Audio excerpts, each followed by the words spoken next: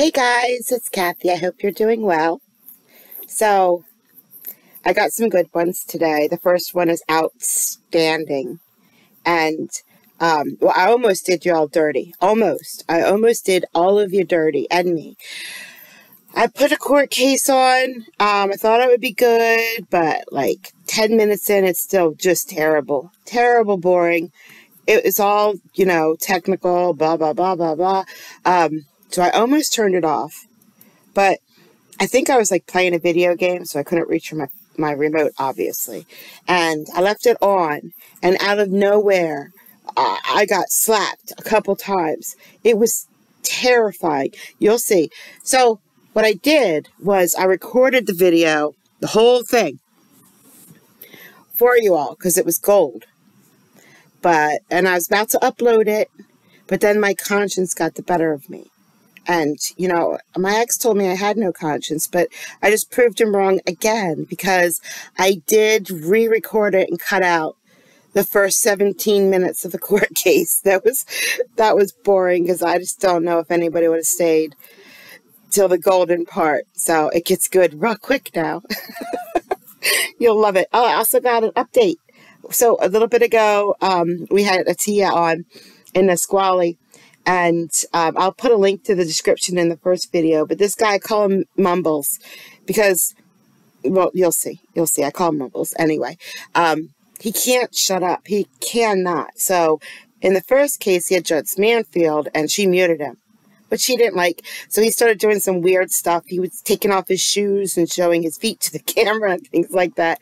So I got an update on him. He doesn't do anything terrible about it. I mean, he still can't shut up. But it's nothing terrible about it. It's just an update, which is confusing, and I'll tell you a lot more when we get there. But of course, we're going to start in one specific courtroom. Here we go. Yep, Judge Giles. It's still there. It is still right there. And if you don't know what I'm talking about, you're going to have to go watch some older videos because order of hold has been issued against Mr. Arcaro out of the Adult Parole Authority, Ohio Department of Rehabilitation and Correction. So is there a hold order on him, officer? Yes, Your Honor. Okay.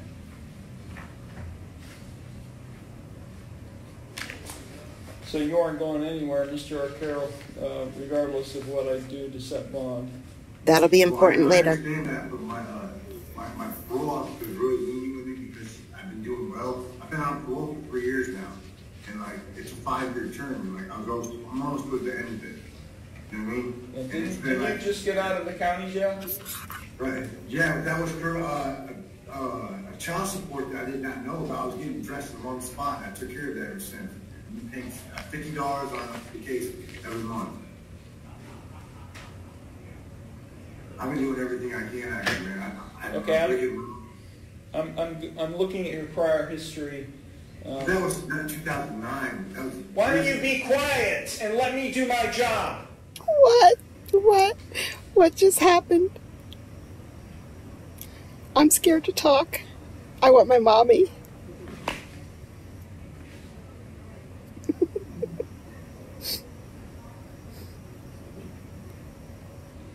It gets worse.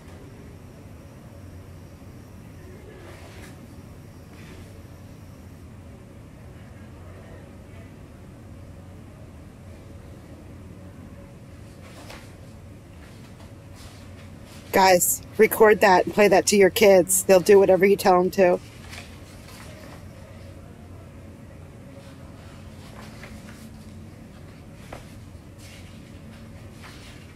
Play it for your boss.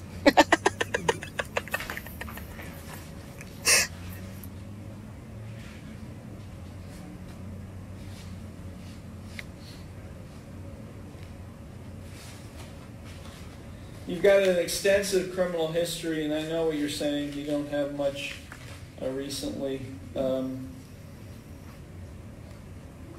mean, I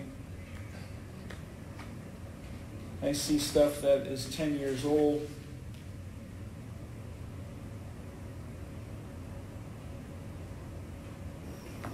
Then I do see a receiving stolen property charge filed against you last month. Do you have a pending felony case?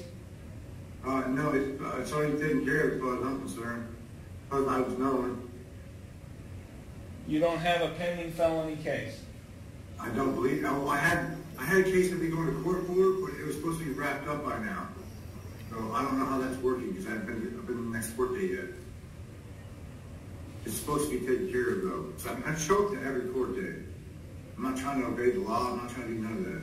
Well, you have maybe not in Ohio, but you have an extensive failure to appear history in state of Florida. Yeah, that was when I was 18. I grew up since then. 10 years in prison, man.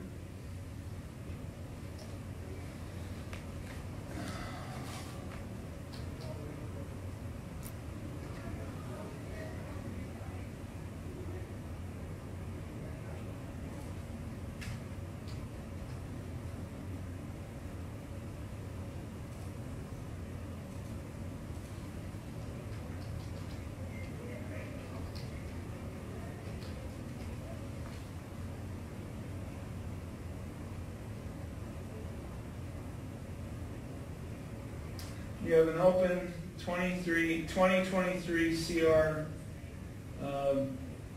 case in Asheville County. Judge Schroeder. It's for receiving stolen property charge. It was a bind over from Asheville Municipal Court. Yes. You were arraigned on July 21st. You pled not guilty. And so there's just discovery going back and forth. It's pending, Mr. Arcaro. What leads you to believe that it's not pending? Oh, well, it's not that I didn't think it was pending. It's that I'm not guilty of the charge. I didn't do what they say they claim I did. Sure, okay.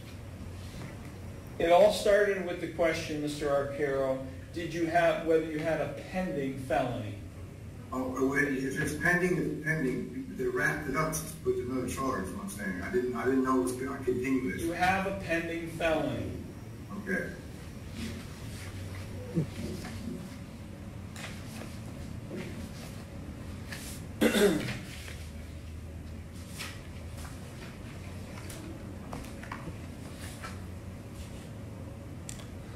Just to clarify, officer, do they want him? Your Honor, I have not called him yet. If you could give me just a couple minutes, I could verify. No, that's all right. They sent that this morning. Okay.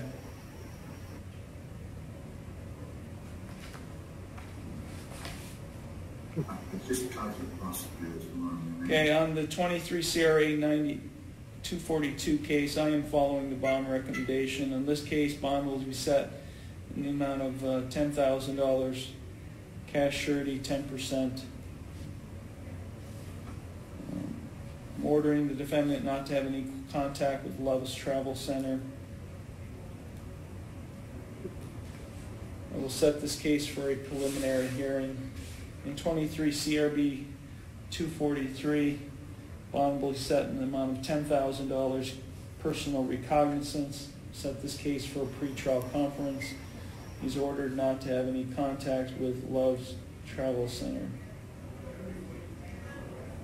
Your Honor, I won't be able to get out on any. Mr. Arcaro, I started off with saying whatever I set for bond is irrelevant. You're not going anywhere. There's an order of hold on you. You got that? I understand. So whether it's going to be in the Conneaut jail or in the county jail, you're not going anywhere. Whether you can post it or not. This case is over. Any other questions, Mr. Arcaro? I need to change my When pants. he talks to me, I have a conversation, he pulls my hold. Like he pulls my hold because he's done this before to put a hold on me. And he sanctioned me because I'll cause problems with him. Then what do I have to do to get out? Yeah, talk to your attorney. Okay? Okay, these cases are over. Thank you. Thank you, officer. You're welcome. Liz, 21-172.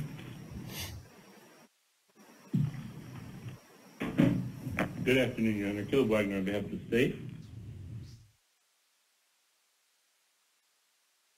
This one I put in not because anything happens, nothing happens, but all day we watch these videos where the judges give PR bonds and the judges say, listen to me, if you don't follow these orders and you come back in front of me, you're in trouble. And this is what happens when you don't follow the orders and you come back in front of the judge. Good afternoon, Your Honor. Karina Molnar for Mr.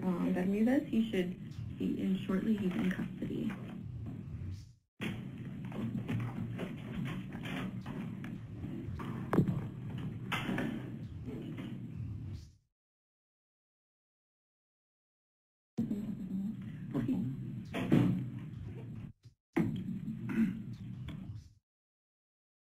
All right, this is the date and time set for sentencing on admission to a probation violation. Are we ready to go forward?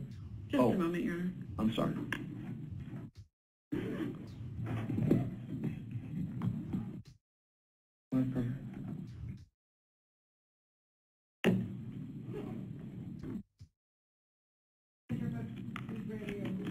Thank you. This is the date and time set for disposition on a defendant's admission to a probation violation. So, Ms. Molnar, are we ready to go forward? Yes. Good afternoon, sir. Is your true name and your complete name Alexis Herman Bermudez? Sí, señor. Yes, sir. What is your date of birth? Desde agosto del año 2000.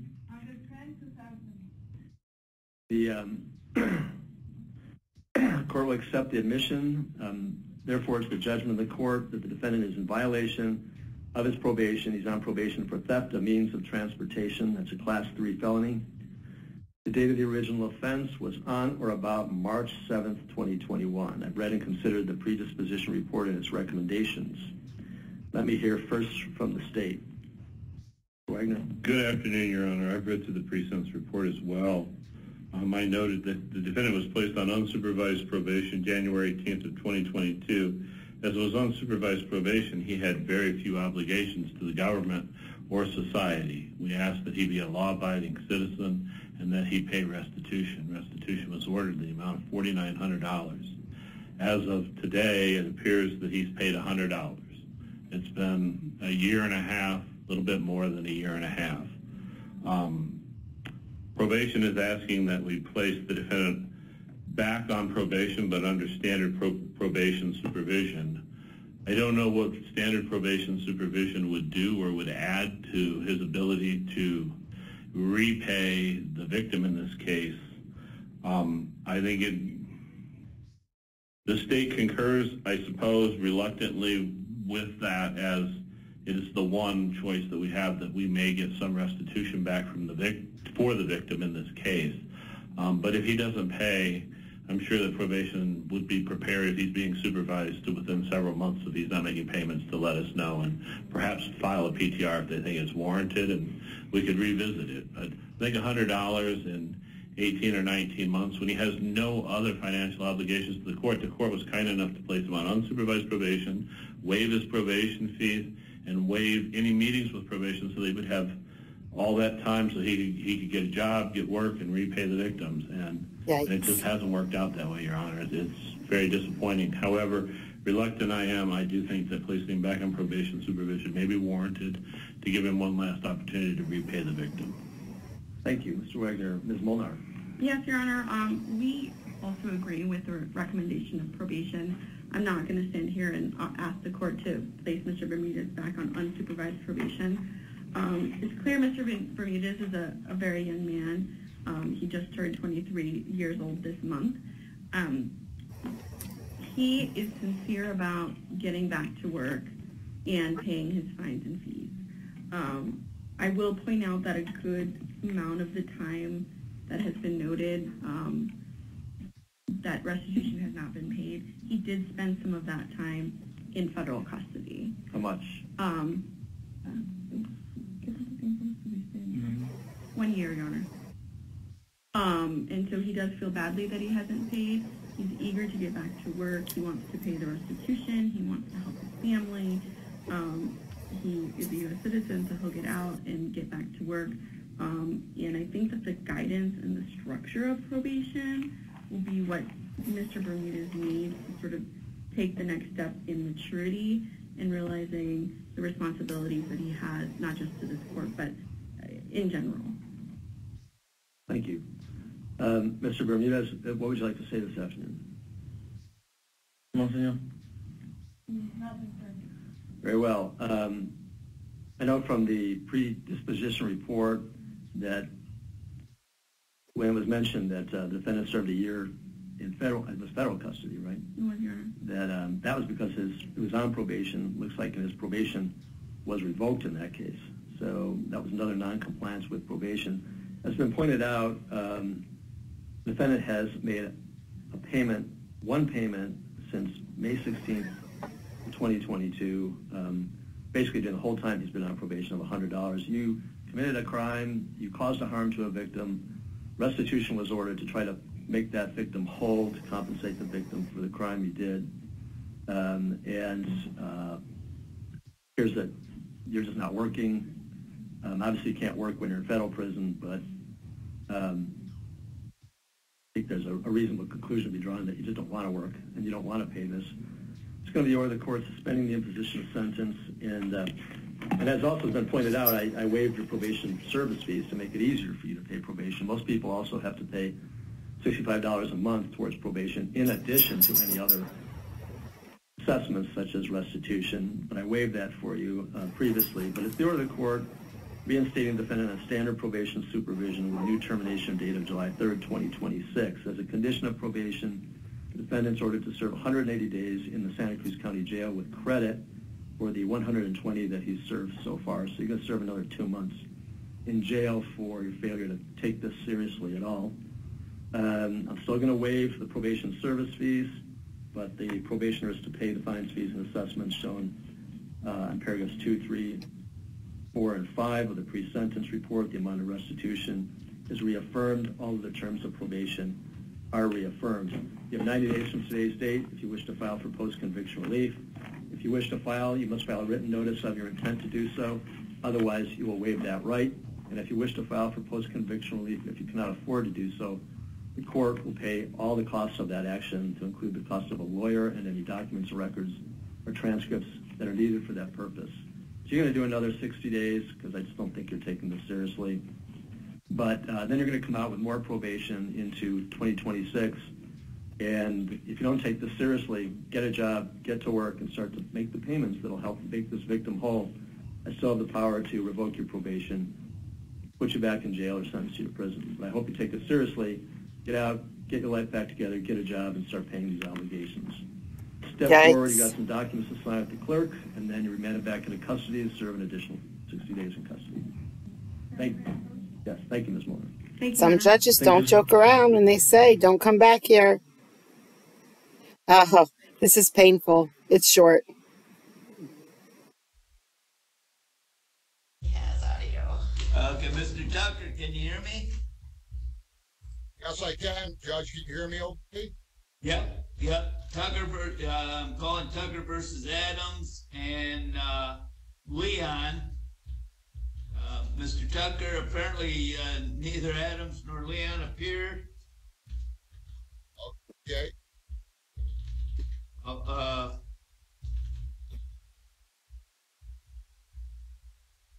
Going to enter a default judgment for plaintiff. You do the judgment, Your Honor, or do I need to submit it? I'm sorry, what? You're doing the judgment right now, Your Honor? Yeah. Okay, great. Thank you. No, that's fine. Enter default judgment for plaintiff full possession. How much are you suing for? 17. Can you hear me, Judge? Yes, I can. Tell me how much. 1,700 in rent, $244 in water bill, $65 in court costs, and $200 in late fees. So what's that all add up to? We'll add it up for you. What do you say?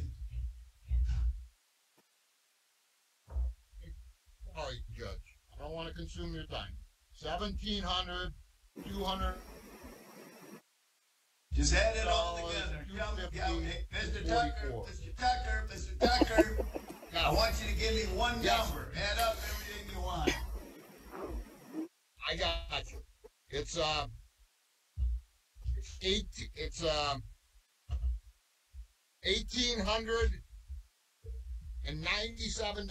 Judge. Oh, wait a minute, that's incorrect. No, I apologize, Judge. That is not correct. I apologize. It's $2,800. $2,887. I'll enter judgment. I'll enter default judgment for plaintiff for possession or the payment of $2,887. Writ will issue on or after September the 5th. Your Honor, can we make sure that the box is checked that says partial payment will not defer from an eviction? Yeah.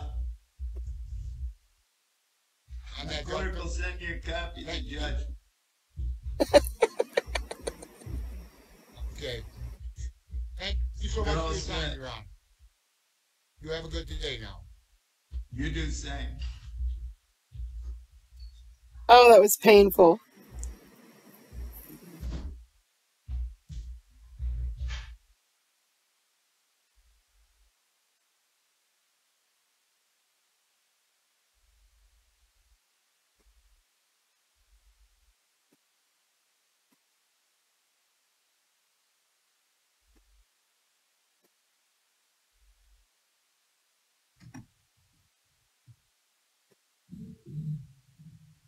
In Thurston County Corrections Facility, your name?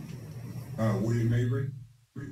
Mr. Avery. All right, we're hearing a couple of warrant returns. So, Mr. Brettler, on all of these, what's the state's issue on the warrant? Thank you, Your Honor. Mr. Avery has a number of pending warrants. The state has great concerns about his willingness to return to court, comply with probation conditions as they were set. So at this point, I'd be requesting a $30,000 bail to hold him. I did have benefit of that federal Fife Muni Court report under penalty and did review that. There's an allegation out of Fife that let's see, there's a post-conviction of an assault and fourth degree protection order violation. There's a warrant out of Fife for that. And then these are all post-conviction no contact orders DUI. I don't know if the parties have looked into that, or let me ask the state first. Is that part of your motions to revoke? Yes, Your Honor. We're moving to revoke on his post-conviction matters. Okay, and the treatment components aren't met and not showing up at probation as needed. So, Mr. Stillwell? Thank you, Your Honor. Defense asked the court to quash the warrant and release Mr. Avery, understanding that the issue here appears to be needing to get required treatment and giving him an opportunity to do that out of custody. As him being in jail is not going to be able to get that done. So we're asking for his release and setting a preliminary FTC hearing out of custody. And someone here looks interested in the case? No. Okay, just wanted to be sure. All right. So looking at warrants out of Fife Muni Court, Olympia Muni Court, and still out of Pierce County Superior Court. And this, a failure to appear back in April, so 4 months ago. Trying to figure out, do you know, Mr. Stillwell, how your client came to be in court here today, I guess? I do not have information on that, Your Honor. Okay. I don't see any new charges, Mr. Brettler. Are there new charges outside of the April 24th matter? Your Honor, the April 24th matter is the most recent thing I know about. I will note that would appear that it would probably be upheld as a felony given his record. I'm not sure why it's not a gross misdemeanor right now. Now it's up to them, Yes. to Pierce County. So having read that report from Fife Uni Court and having found probable cause there, and it shows clear evidence that there's a violation again of this court's orders, no treatment components, not showing up for probation, and then continued violations of assaulted behavior. And I understand a beer was thrown at Ms. Pitts, I believe it was. So I don't have any evidence Alcohol from abuse. that, though, that you were under the influence, but possession of beer, used as a weapon to throw it at her.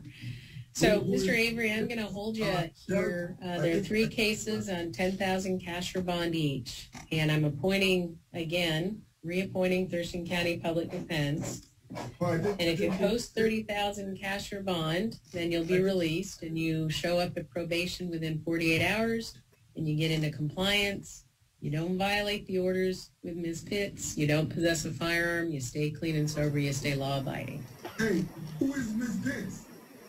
Are you sure you're reading that shit right? I think you're mistaken, Your Honor. So, Ashley Nicole Pitts, you're Mr. Avery, correct? It says I have a warrant for what? Bike? That's a bike warrant? Yep. Are you sure you're not mistaken? And there's a couple of orders. Yolanda Ostrom is one of those people you're supposed to stay away from, and another is Ashley Pitts from this court and from Thurston County Superior Court. So I don't even live here, Your Honor. I don't know what they're talking about. You're William Edward Avery. Is that right? What's your date of birth? 8/16/83. Okay. I've been in Baltimore. All right. Got out of jail. And they sent my treatment, my classes paperwork to the courts. So I don't know how you don't got that. I finished. It was 6 months. Well, and then you need to talk with probation and your attorney. So Ms. Dickinson is your probation officer, and you've got Thurston County Public Defense as your attorney. So these are good things to talk to them about. And we're going to set another court date on all these probation violation hearings. And we'll get those set for the 7th of September at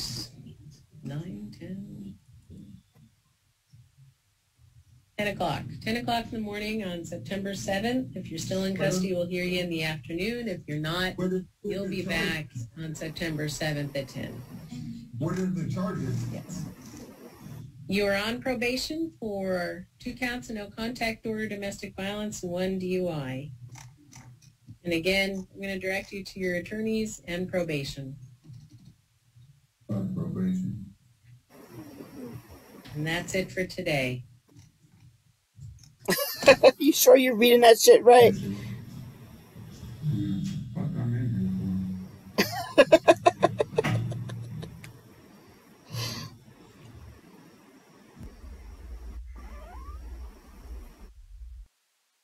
So this poor judge had a day, like they do when I find the videos. So I'm just showing you one of them for competency. He had competency issue after competency issue after competency issue. He's like, is this another one for competency? Another one?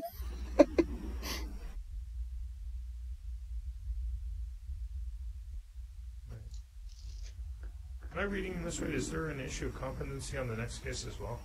There is. And have we gotten a report on that case yet? Just raising it today, Your Honor.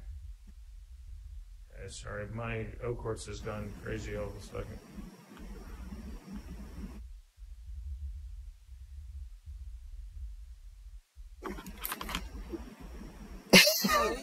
Him, are you Cassandra Taylor?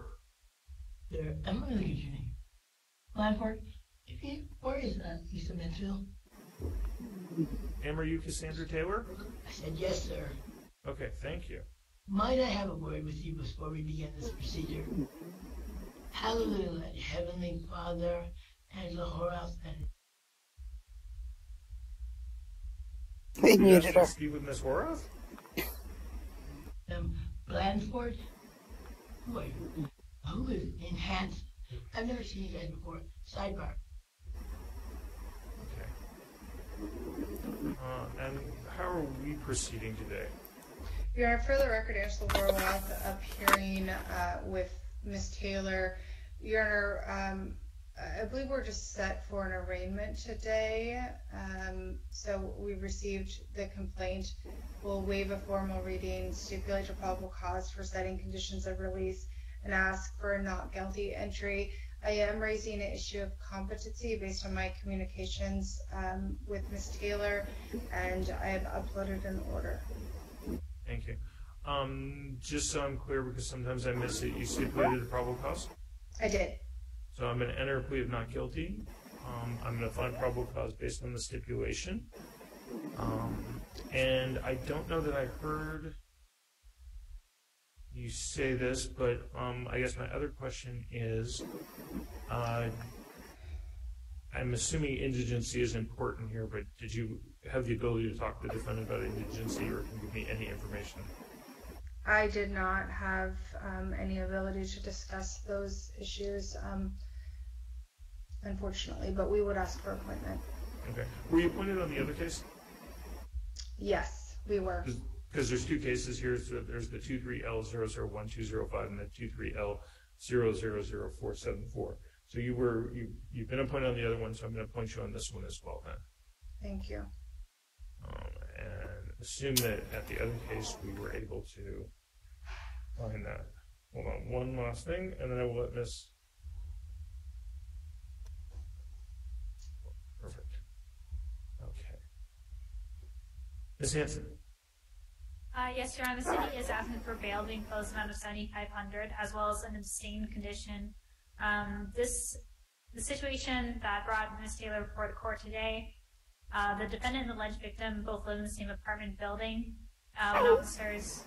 The assault alleged is that when the alleged victim was calling the police on the defendant, she spit on him.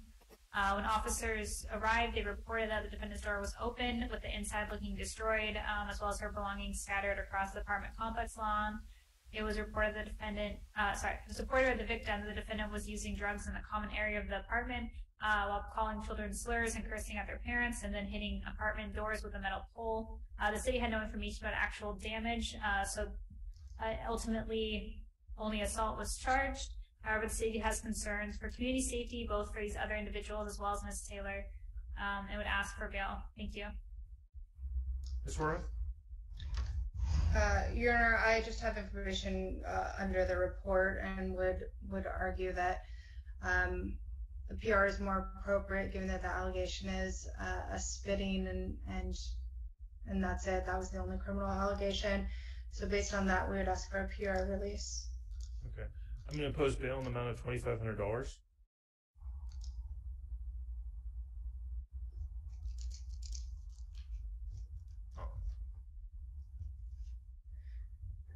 Ms. Horwath, I always ask this when I do that because it might not be what you anticipated. Do you have a preference on pretrial dates? Yes, I believe we're seeking just 1 week out. Yes, next Friday? Yes, please. Okay. And I'm going to set you a court date for September 1st at 10:30 a.m. In a second, we're going to talk, but I'm also going to set you in out-of-court custody. But if you're in custody, they will bring you here. I'm going to order you an attorney, which is going to be the Horwath Law Firm. I'm going to require you that you have appear at all scheduled hearings, have no criminal law violations, update your address, and only use your true name. And then I'm imposing $2,500 bail on the 23L001205 assault 4 case. I'm PRing you on the 23L00474 case. All right.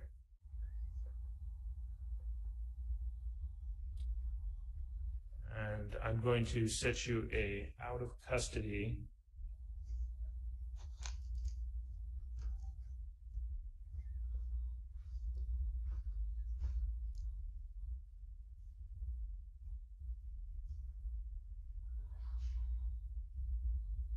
I'm setting you a pretrial date of September 28th, 2023 at 1 p.m. if you're released from custody. And you want to sign that, Ms. Horvath? And then we can take care of the 1077 order. I will.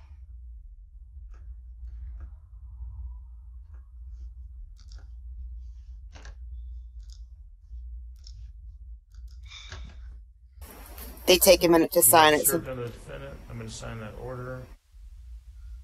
Oh, no, not. The last case he had was even worse. And then let's look at the order for competency. And they had 2 competency hearings, and they were both found that the person was in fact competent. Was this a and TV charge? He was worse. I thought I heard that it was a neighbor that she spit in. Am I wrong about that? They all live in the same apartment complex, but it's not domestic violence. They don't live in the same unit. Okay. Did I mark DV? You did. It's the non-felony crime of assault for DV. That is my typo. Okay. Just want to make sure we're not doing anything weird.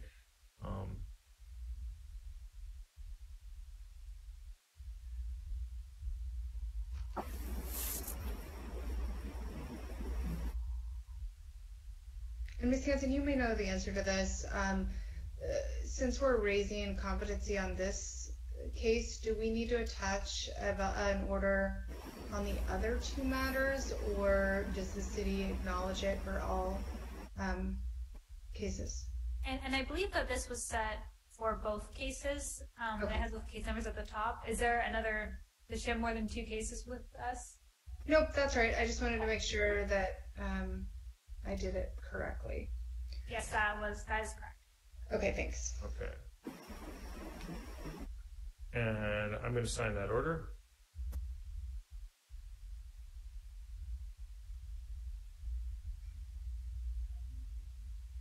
And that will conclude this case. I think that's...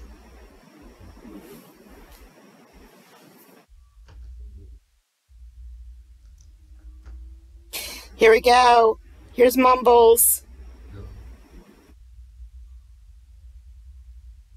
How you doing, Your Honor? Michael David to you here. Sir, what's your name? Michael David to you, sir. Your Honor. Oh, Michael David Tia. I see you right there. Yes, sir. Okay, this is Michael Atia, 23L001206. We heard an arraignment. Yes, sir. For the record, Angela Horwath appearing with Michael Tia. As a first matter, we are asking that the court do a direct appointment to our office. Based on my conversations with Mr. Tia, he would qualify as he receives state assistance. Yes, sir. Lester, Your Honor. I was recorded shelter. What is it called? I told them I'll come away. I never been to court, but the homeless shelter, and you go get a job. Sir, why don't you lean forward and talk closer to the thing? I'm not hearing you very well. But at this point, I'm going to appoint the Horvath Law Firm, but there you go. With that being said, Ms. Horvath, how are you wanting to proceed on the arraignment? Your Honor, we are asking for not guilty. I did go over rights at arraignment with Mr. Tia. He indicated he understood his rights at arraignment. We went over the complaint. He understood the complaint. And so we will stipulate to probable cause for the purposes of setting conditions of release and ask for a not guilty entry. Okay, I'm going to enter a plea of not guilty on behalf of the defendant. I'm going to find probable cause based on the stipulation. And then, Ms. Hanson, what conditions of release are you asking for? Yes, Your Honor. The city is asking for bail to be imposed in the amount of $10,000, as well as a no-contact order with the alleged victim in this matter. The city does have concerns over danger, violent crime, and intimidation of witnesses or other interference with the administration of justice. The alleged victim in this matter is the defendant's 71-year-old father. And that shocked me right there. That's where I was shocked, because I'm like 82% sure that just a month or two he was here because it's family violence against his son. And they don't bring that up at all here. They only bring up violence against the father, and not very very bad violence. I mean, violence is violence. I understand that. But he shoved him. He shoved him a couple times. But they didn't say anything about, like, his kids were like, you know, that's it. We're done with him. We're never going to talk to him again. It's over. We want a protection order. He can't be around us. Well, this is with his father, and came out of nowhere for me. I don't understand. Maybe I got the whole last hearing wrong. I don't think so. It happened what was alleged to have happened that brought officers to this address on this date was that the defendant had repeatedly apparently shut down the power to their apartment using the breaker box. The alleged victim attempted to turn it back on. At that point, the defendant shoved the alleged victim multiple times. The city notes that although this case was ultimately dismissed due to evidential reasons, the defendant was booked for assaulting his father, the same alleged victim, which included allegations of strangulation back at the beginning of July. The city has concerns that Mr. Tia was released about, I want to say, a week and a half ago, and he's back before the court today. In addition to ask for law-abiding behavior. Thank you. So the city's asking for $10,000 bail and law-abiding behavior. And no contact order. And no contact. Well, that's fine. I gotta get this over with. Hold on, sir. I'm gonna let your attorney talk first because she's usually in a better position. Ms. Roth, my preference on conditions of release is what conditions are you not disputing, and then we can move on to the conditions you are disputing. Thank you. We're just disputing the request for $10,000 bail. As the court can see, he has no prior convictions. He does have prior charges, and as the city indicated, this was an allegation of a push against his father. So certainly on the spectrum of allegations, not as severe as others. He indicates that he does have a plan for how he will move out of the home. He's asking for a civil standby, but he does have a plan for housing, and he does have an EBT card that he has income on. So he believes he will be able to follow the court's order without having any contact with his parents. Does he need a civil standby? He does. Okay. Okay.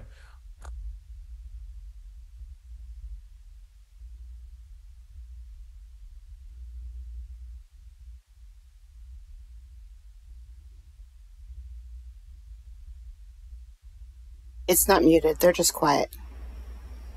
Even Mumbles is quiet. It's Washington. They take their time.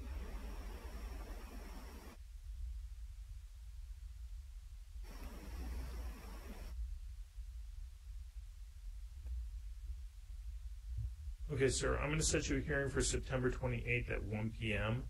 I'm appointing the Horath Law Firm. The document that you're going to get is going to have that material for you to be able to call them and email them. I'm going to impose the following conditions to you: appear timely at all scheduled hearings, no criminal law violations, update address, and only use your true name. Also, follow all protective orders. I'm going to enter the no contact order. So, Ms. Hanson, if you want to work on that in just a second, I will sign that after I'm done this. Sir, I am going to release you on your own recognizance. The city has made a very strong argument of why $10,000 in bail is appropriate. I think I'm giving you the benefit of the doubt.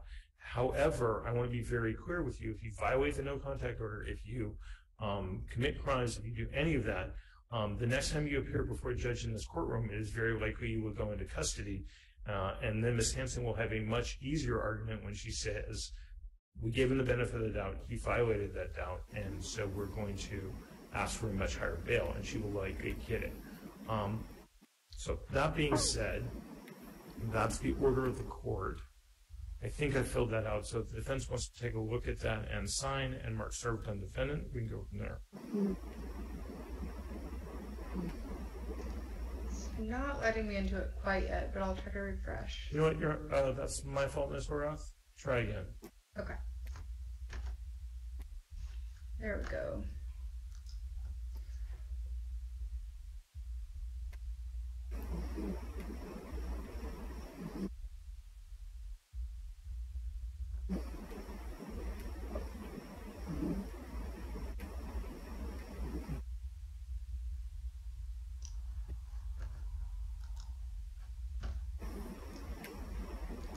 I reviewed and signed.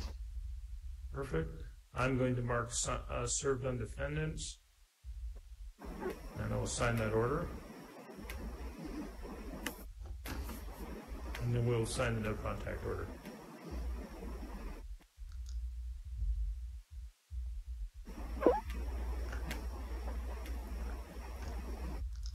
Sir, we're ordering you to have no contact with Ahmadiyya. You can't come within 1,000 feet of their residence, school, or workplace, or to protect a person's vehicle. You're not allowed to obtain or possess or control a firearm. You're not allowed to have in custody or in your custody or control, obtain, purchase, or receive, or attempt to receive or possess a firearm, other dangerous weapon, or concealed weapons permits. I'm basing this on the finding of domestic violence against a family member or a household. A civil standby is needed, so I'm going to mark that. What is the location of the house? Give me one moment here. Sir, basically. So the prosecutor's going to look it up for you real quick and type it in. In fact, Ms. Hanson, I'm going to save, and if you want to just type that in, that'd be perfect. Yes, Your Honor.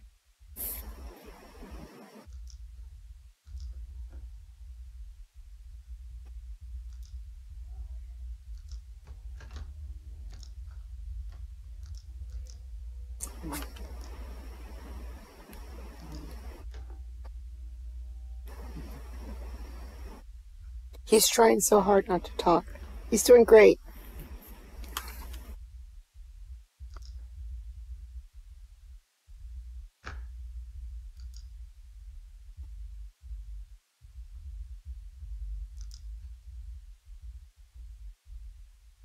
I wonder if we'll see him again.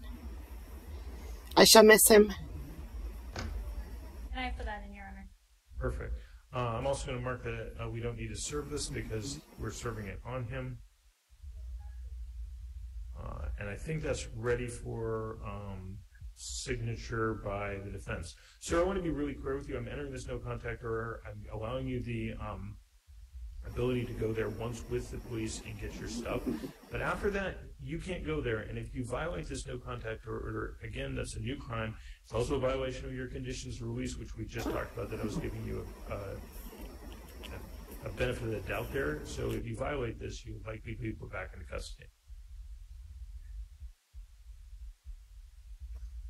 Oh, okay. So we have to put in the date. Oh, how do we do that when we don't know how? Okay.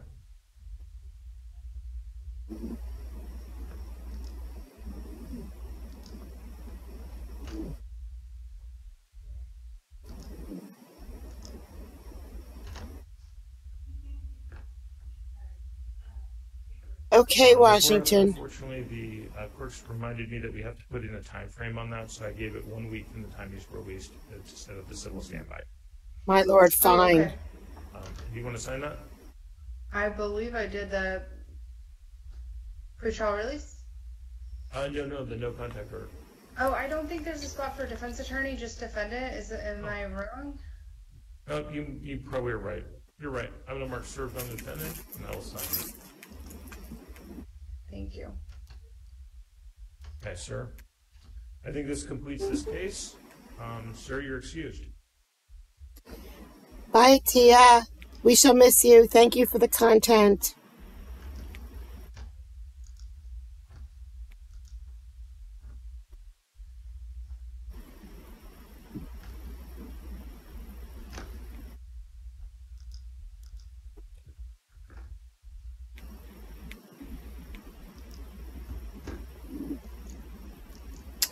Okay, I guess my little logo at the end isn't going to show up, but that's fine. That's fine. You know, stuff happens.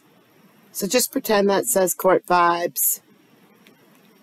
So I hope you recorded the judge screaming, because I'm telling you, you can use that. You know those staple buttons? That was easy. I'm going to make a button like that, so that when people come near me, I can just hit my button and scare them away, because I would run. That was very scary. I was just sitting here, just watching court videos, and I had a heart attack and had to change my pants. And he does that, like, it's so rare, and that's why I watch him. because sometimes he does that and it takes forever to find a video, and I almost turned it off that day, or yesterday, I think it was, that day long ago yesterday. Oh, if you made it the whole way to the end, good job, but you can dip now. Now you can go watch another court video. I'll talk with Mike. Thanks for coming by, guys. We'll see you next time.